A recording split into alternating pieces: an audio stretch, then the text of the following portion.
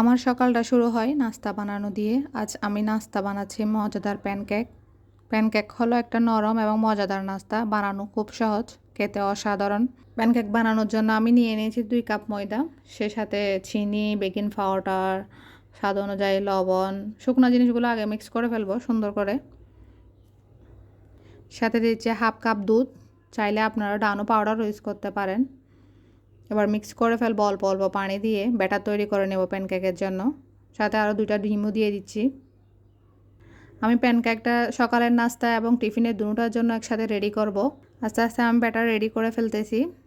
যদি ঘুম থেকে উঠতে দেরি হয়, আমি ঝটপটভাবে প্যানকেকগুলো বানিয়ে নিই যেন সময় বাঁচে এবং বাচ্চাদের টিফিনেও দিয়ে দিতে পারি যেন স্কুলে লেট না হয়। সহজভাবে বানানো যায়, একদম ইজি। মিক্স করা হয়ে গেছে, ব্যাটার একদম রেডি, না পাতলা না ঘন, এভাবে ব্যাটারটা থাকতে হবে প্যানকেকের। চুলায় ফ্রাই প্যান বসিয়ে দিয়েছি, সাথে এক ফ্রাই প্যানে 2টা 3টা করেও বানাতে পারে। আমি 2টা করে বানাচ্ছি, চাইলে 2টা করে 3টা করে একসাথে বানাতে পারেন, মিডিয়াম সাইজের। একদম 1 মিনিটের মধ্যে রেডি হয়ে যায়। রেডি হয়ে গেছে প্যানকেক আমার, একদম জালে জালি, দেখতেও মাশাআল্লাহ অনেক সুন্দর লাগতেছে। সে সাথে আমার প্যানকেক রেডি হয়ে গেছে, আমি নাস্তা করে নিচ্ছি অফ ক্যামেরায়। বাচ্চাদের স্কুলের জন্য টিফিন রেডি করে দিচ্ছি। প্যানকেকের সাথে আমি হানি লাগিয়ে দিব, চাইলে আপনার নিউট্রেলা বা চকলেট, ক্রিম যে কোনো কিছু লাগিয়ে দিতে পারেন। বাচ্চারা একদম খুশি খুশি খেয়ে নেবে টিফিন। যেহেতু সপ্তাহে স্কুল 5 দিন আলাদা আলাদা করে টিফিন দিতে হয়, এক এক দিন এক একটা করে। এভাবে আমি একটার সাথে লাগিয়ে দিচ্ছি মাঝখানে হানি দিয়ে। টিফিন দেওয়া কমপ্লিট হয়ে গেছে। সে সাথে আমি সকালের যে একটা জিনিস বানাতে গেলে যে অনেক কিছু বের হয়ে যায় দেওয়ার জন্য, সেটাও শেয়ার করতেছি।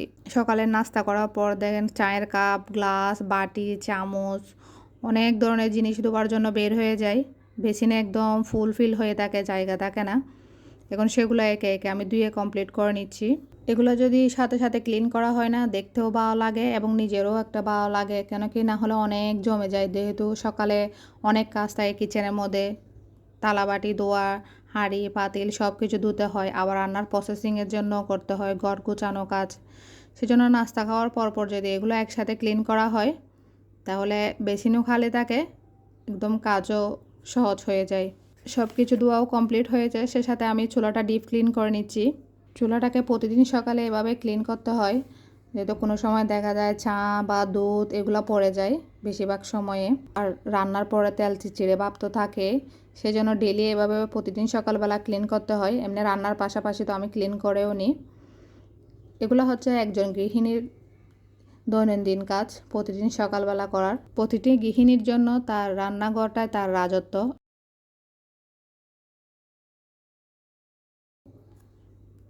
চুলার পাশাপাশি চুলার পিছনের ওয়ালগুলোও ক্লিন করতে হয়, যেহেতু তেল চিটচিড়ে ভাব, আবার রান্না করার সময় ঝুলের কিছু কিছু ফুটাও ওখানে গিয়ে পড়ে যায়, দেখতেও ভালো লাগে না। সেই জন্য ওগুলোও ডেলি ক্লিন করতে হয়। যখন রান্না করা আসে না, চুলা সব কিছু যখন ক্লিন একদম পরিষ্কার দেখা যায়, সুন্দর গোছানো দেখা যায়, তখন রান্না করতে অনেক ভালো লাগে এবং মনটাও ফ্রেশ হয়ে যায়। সেই সাথে আমি প্লাস্টিকের কন্টেনারগুলো ধুয়ে নিব। আমি সপ্তাহে বা মাসে ধুয়ে একবার হলো সূর্যের আলোতে শুকাই। আসলে মাস যখন শেষ হয়ে যায়, সব ধরনের বাজারও শেষ হয়ে যায়, তাই আমি কন্টেনারগুলোও খালি হয়ে গেছে আমার। সেজন্য আমি ভালো করে কন্টেনারগুলো ধুয়ে নিচ্ছি। প্লাস্টিকের জিনিস বলেন, ঝাড় বলেন, কন্টেনার বলেন, সবগুলো যদি আপনি মাসে একবার করে ক্লিন করেন, তাহলে দেখতেও সুন্দর, একদম নতুনের মতো থাকে। যেহেতু এগুলো আমরা কিচেনে রাখি, এগুলোর মধ্যে তেল চিচিড়ে ভাবগুলো দেখা যায় সব সময়, তাই এভাবে আমি মাস শেষে একবার ক্লিন করে নিই, মাসের বাজার গোছানোর আগে ধুয়ে একদম সূর্যের রোদের আলোর মধ্যে শুকাতে দিই। এর সাথে ঘরের যেগুলা ছোটো ছোটো ডাস্টবিন রুমে পড়ার টেবিলের সামনে থাকে, সেগুলোও ক্লিন করে নিই। কন্টেনারগুলো ধুয়ে রোদে শুকাতে দিচ্ছি। এভাবেই শুকাতে দিই আমি রোদের মধ্যে। সেই সাথে দুপুরে রান্নার প্রস্তুতিও নিব। স্কুল থেকে আসার সময় কিছু টুকিটাকি জিনিস নিয়ে এসেছিলাম বাচ্চাদের জন্য। এই যে বিস্কিট, ছোটো ছোটো প্যাকেট বিকালে চায়ের সাথে খেতে চাই। তো বড় প্যাকেট নিলে কি হয়, অনেকগুলা খোলা থাকে, সেগুলো পটের মধ্যে নষ্ট হয়ে যায়। সেই জন্য ছোটো ছোটো প্যাকেটগুলো নিয়ে আসি, যার যেটা ইচ্ছা খুলে খুলে খাবে। সেই সাথে ময়দার কিছু ডানো, তেলের বোতল এগুলো নিয়ে আসছি। মাস শেষ হওয়ার আগেই বাজার সব শেষ হয়ে যায়, 3-4 দিন আগে থেকেই। তো অল্প অল্প কিছু বাজারও নিয়ে আসছি, সাথে মুরগিও নিয়ে আসছি আমি আসার সময়।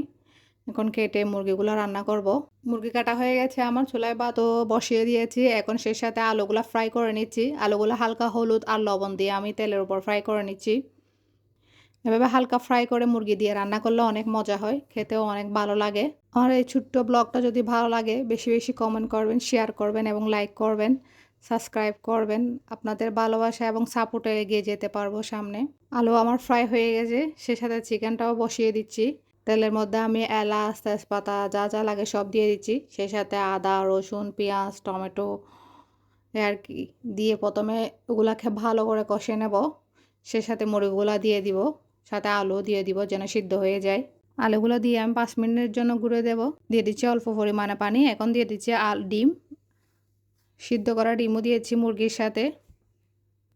এরকম ডিম মুরগি ঝুলের সাথে খেতে না আমার বাচ্চারা অনেক পছন্দ করে। দেখুন মাশাল্লাহ, দেখতে অনেক সুন্দর লাগছে, খেতেও অনেক মজা। জরুর একবার ট্রাই করবেন।